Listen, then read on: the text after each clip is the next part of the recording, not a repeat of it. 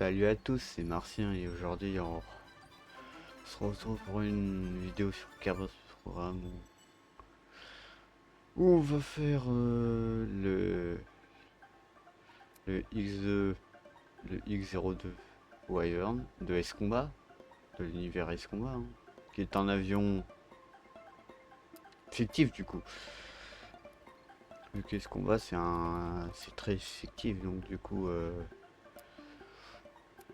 alors ce que je trouve intéressant c'est qu'ils ont quand même créé tout un lore autour de l'avion. Genre on a ses dimensions, bon bah c'est déjà ça.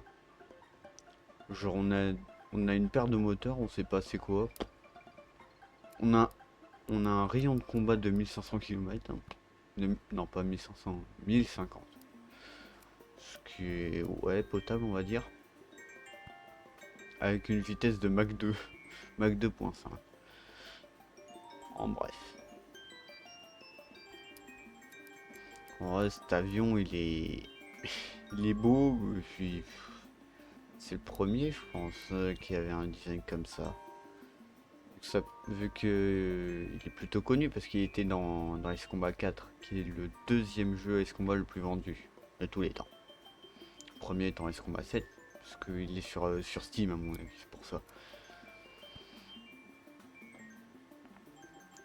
Bon, alors l'avion a une gueule déjà futuriste. Alors pour parler un peu des entrées d'air comme ça inversées,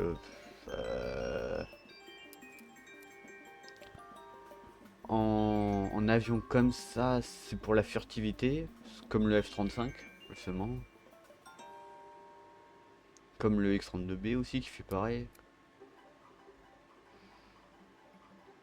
Alors les moteurs sont placés au-dessus parce que bon, il faut que ça propulse au niveau du centre de masse et le centre de masse est un peu désaxé par rapport au nacelle moteur. Ce serait ça la raison, je pense. Mais étant donné que il n'existe pas quoi. Chose importante, quand vous créez un avion, n'oubliez jamais les autostruts. Les autostruts c'est la vie, ça permet d'éviter de faire des que l'avion fasse un peu de la merde.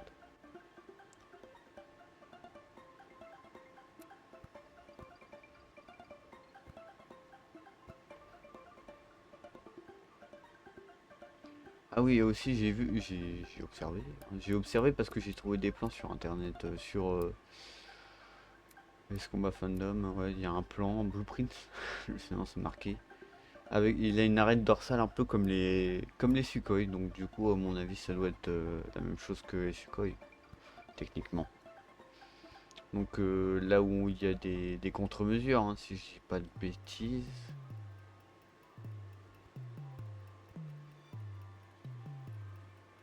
Dans, dans cette arête dorsale.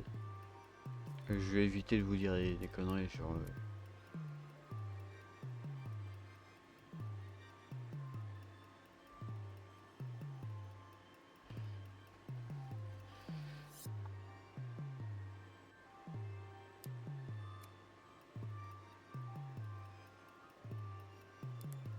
Ouais. Bon, sinon, on va commencer à parler des choses compliquées. La voilure. Bon, là, j'ai fait un truc un peu qui sert à rien. Parce qu'en fait, les canards à l'avant ne sont pas orientés comme ça. Ne se déplient pas ou ça. Ils sont pas reliés à un pivot. Mais par contre, on a une contrainte d'angle, on va dire. Contrainte d'angle de quelques degrés, hein. Ça doit être 5 degrés, hein, au vu de la gueule que ça a. 5 ou une dizaine.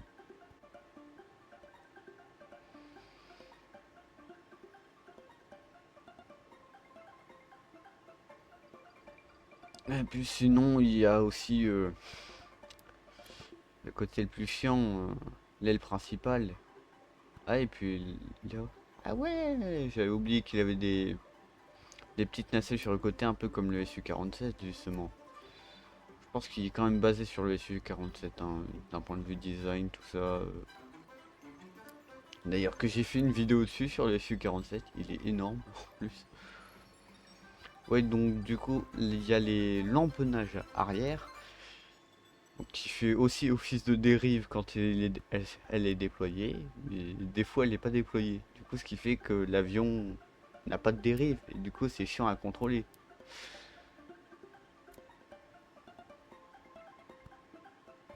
Donc du coup, bon, ils font ce qu'ils veulent après, hein. Donc on a le début des ailes. On dirait un F-104 là, un peu. Au niveau de l'aile principale. Petite aile qui sert à rien.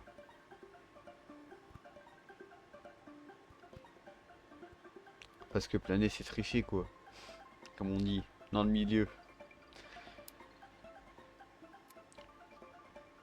Du coup des pivots parce que il y a une aile qui se déploie dans l'autre aile. Alors c'est compliqué à dire mais oui c'est comme ça.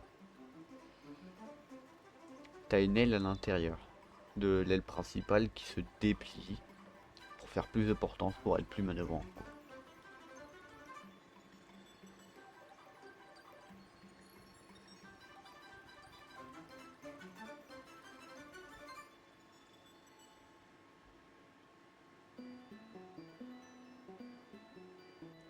Mais en général, quand j'ai fait mes vols, je n'utilise pas le mode supersonique, du coup, ça serait ça.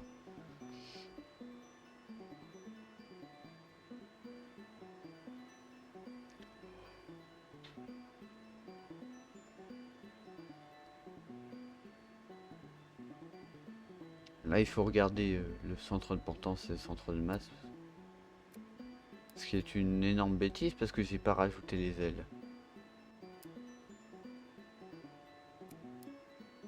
Et j'ai galéré pendant longtemps pour trouver un modèle qui me plaît.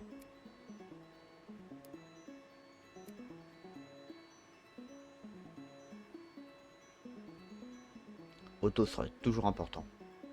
Ouais, donc en vrai, ça fait plus une aile en W. Pas comme le Corsair, mais W vu du dessus et pas vu de devant. Parce que vu de devant, ça fait comme le Corsair dans ce cas. Ouais, voilà quoi. Une aile dans une aile.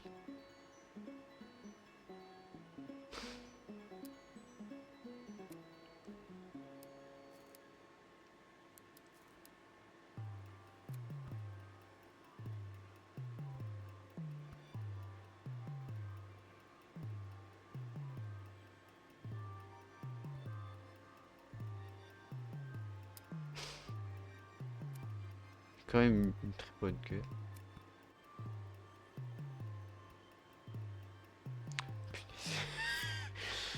Quand je regarde ce que ça donne là, c'est... J'en ai marre. Gros contrôle Z, chose à ne pas faire en temps normal. Mais que moi je fais parce que... M'en fous, c'est mon craft, mais en général évitez les contrôles Z. Surtout quand quand il y a des... Quand il y a des fairings ou des trucs comme ça, enfin des coiffes. Parce que quand il y a des coiffes, ça les décharge et ça les recharge et ça peut péter des crafts. Donc soyez très vigilants en les utilisant quoi. Le contrôle Z. À utiliser avec parcimonie comme on dit.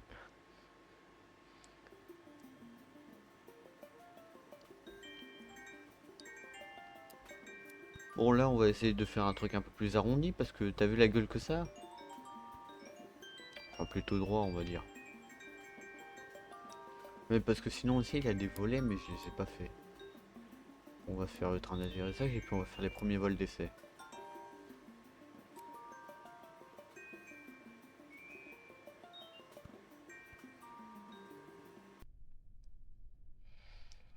Allez, premier vol d'essai. La majorité de mes vols d'essai sont terminés en crash parce que le truc est trop manœuvrant.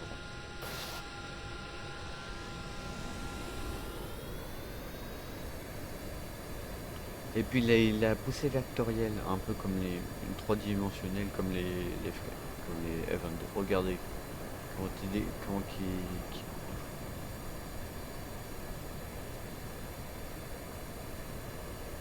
le roulis normalement. Je croyais qu'il était beaucoup plus réactif.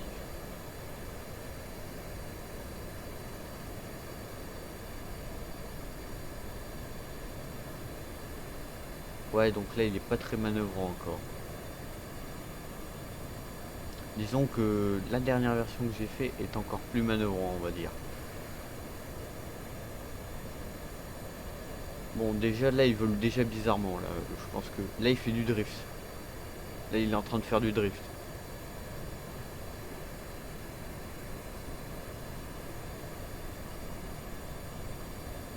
Et ça je crois que c'est à cause du roulis, parce que le roulis il fait un peu le bordel.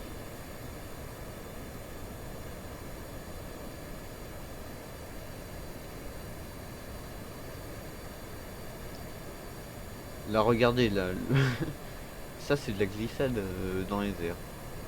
Tu te demandes mais qu'est-ce qu'il fait comme ça là? Là il vole pas droit. Là il fait clairement du drift là.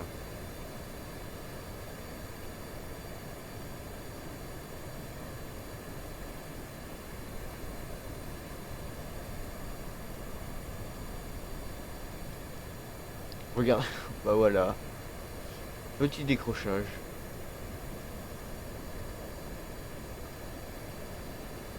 Le pilote d'essai qui doit être en train de crever. J'ai positif, j'ai négatif.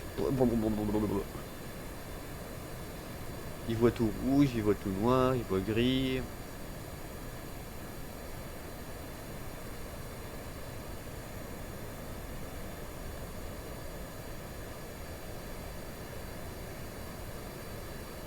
Je sais pas, il a un déplacement un peu, bah justement comme les avions de 5ème génération que j'ai fait. Comme le... Comment que je l'ai appelé? Comme le... Attends, ça va me revenir, ça va me revenir. Comme le YF23 justement. Le YF23 que je faisais, il faisait... Il faisait des manœuvres un peu bizarres, je trouvais.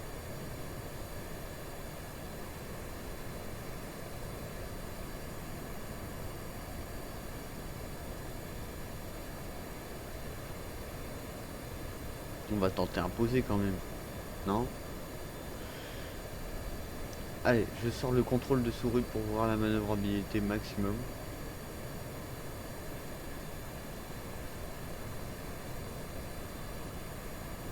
Parce que j'ai galéré à le piloter.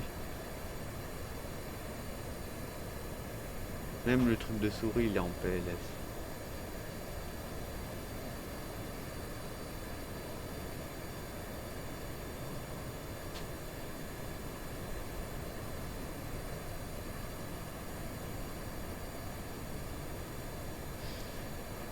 Regardez, là...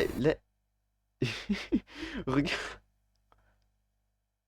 comment qu'il volait. Du coup, premier crash. On perd le premier proto. Bah, c'est pas grave.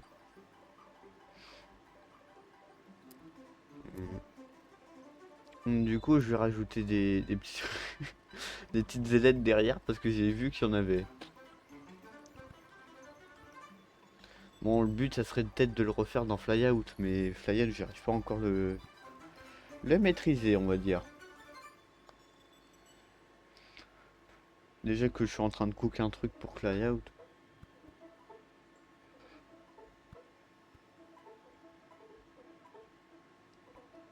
Donc là, on fait du centrage. Pour voir pour essayer d'améliorer la manœuvrabilité. Manœuvrabilité.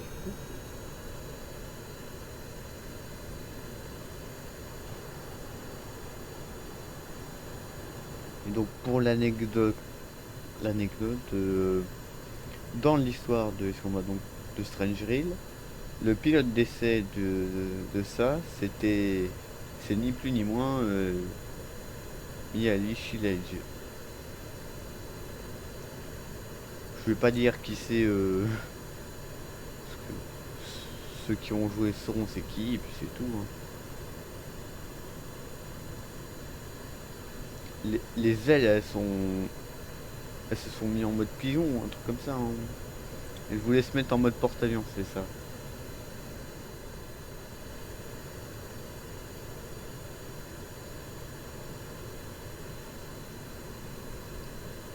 Donc là, je fais des essais.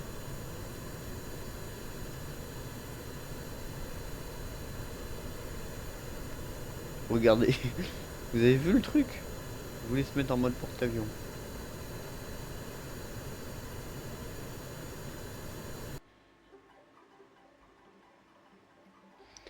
Bon, il y a encore des modifications, hein, genre le... Puis là, je fais quoi? Ah, je dois faire le... Essayer de comprendre là, comment que ça fonctionne. Et puis là, je paramètre les déploiements.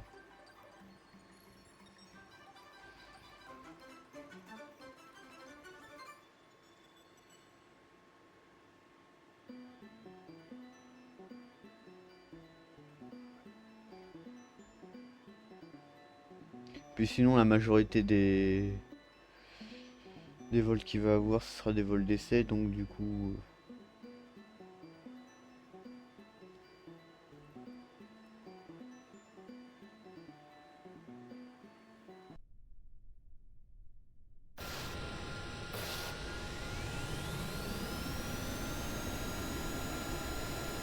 Les 2 derniers vols d'essai seront en accéléré x2 parce que j'ai rien à dire en fait là-dessus. J'ai rien sur son histoire parce que elle est pas vraie déjà, c'est imaginé.